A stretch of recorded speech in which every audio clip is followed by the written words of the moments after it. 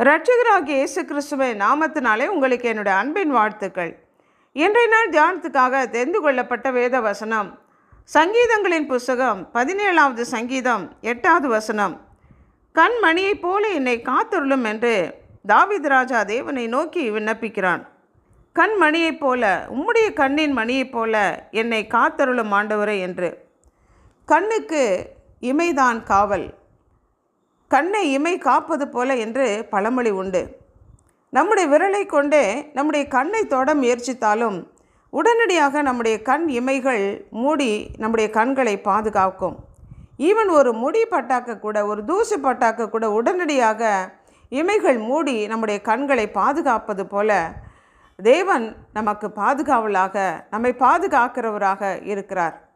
கண்ணுக்கு எப்படி இமை மிக அருகாமையில் ரொம்ப பக்கத்தில் இருக்கிறதோ அதே போல் தேவன் நமக்கு மிக மிக அருகாமையில் இருந்து கர்த்தர் நம்மை பாதுகாக்கிறவராக காணப்படுகிறார்.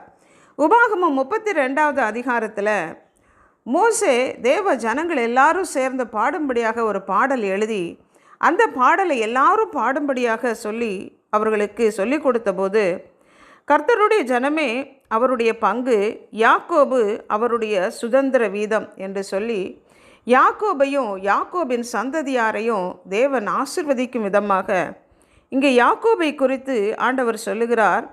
பாழான நிலத்திலும் ஊளையிடுதலுள்ள வெறுமையான அவாந்தர வெளியிலும் அவர் அவனை கண்டுபிடித்தார், அவனை நடத்தினார், அவனை உணர்த்தினார், அவனை தமது கண்மணியைப் போல காத்தருளினார். தேவ ஜனங்களை ஆண்டவர் கண்டுபிடித்து நடத்தி உணர்த்தி தமது கண்ணின் மணியைப் போல காத்தருளினார் என்று. யாக்கோபை கர்த்தர் தமக்கு சுதந்திரமாக தெரிந்து கொண்டு யாக்கோபையும் அவனுடைய சந்ததியும் கர்த்தர் பாதுகாத்தார் என்று சொல்லி நம்ம பார்க்குறோம். நம்ம தேவனுடைய கண்மணி, நம்ம நினைத்து பார்க்க முடியுமா? நம்ம தான் தேவனுடைய கண்மணியாக நம்மை வைத்திருக்கிறார். நம்மை தொடுகிறவன் அவருடைய கண்மணியை தொடுகிறான் என்று சகரியா 2வது அதிகாரத்தில் சொல்லப்பட்டிருக்கிறது. தேவன் அப்படியாக நம்மை பாதுகாக்கிறவராக, அந்த அளவுக்கு நம்மை நேசிக்கிறவராக, நமக்கு பராமரிப்பு கொடுக்கிறவராக கர்த்தர் நம்மை பாதுகாக்கிற தேவனாக காணப்படுகிறார். அவர் நமக்கு சொல்லுகிற ஒரே காரியம், நீதிமொழிகள் 7வது அதிகாரத்தில் நம்ம பார்க்குறோம், என் கட்டளைகளையும் என் போதகத்தையும் உன்னுடைய கண்மணியைப் போல காத்துக்கொள், அப்பொழுது பிழைப்பாய். நான் உனக்கு கட்டளிடுகிறவைகளெல்லாம், என்னுடைய போதகத்தை எல்லாம் நீ உன் கண்மணியைப் போல காத்துக்கொள் என்று. அப்பொழுது நம்ம தேவனுடைய கண்மணியைப் போல இருப்போம்.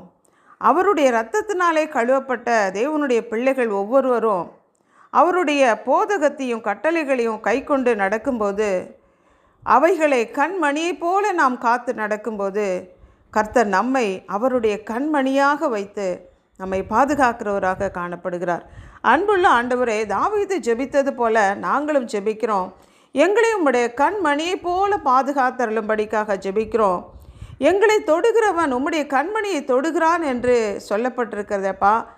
எங்களுக்கு எப்படி எங்களுடைய கண்களுக்கு இமை எவ்வளோ பக்கத்தில் இருக்கிறதோ அதே போல் நீர் எங்களுக்கு மிக மிக அருகாமையில் இருந்து எங்களை பாதுகாக்கிறவராக, உளையான சேற்றிலும் பாவத்திலும் உழன்று கிடந்த எங்களை நீங்கள் கண்டுபிடித்து நடத்தி உணர்த்தி உம்முடைய கண்ணின் மணியைப் போல எங்களை பாதுகாக்கிற தயவிற்காக நன்றி செலுத்துகிறோம். எங்கள் ஒவ்வொருவரையும் உம்முடைய கரங்களுக்குள்ள அர்ப்பணிக்கிறோம். இயேசு கிறிஸ்துவின் நாமத்தினாலே ஜெபிக்கிறோம் பிதாவே, ஆமென்.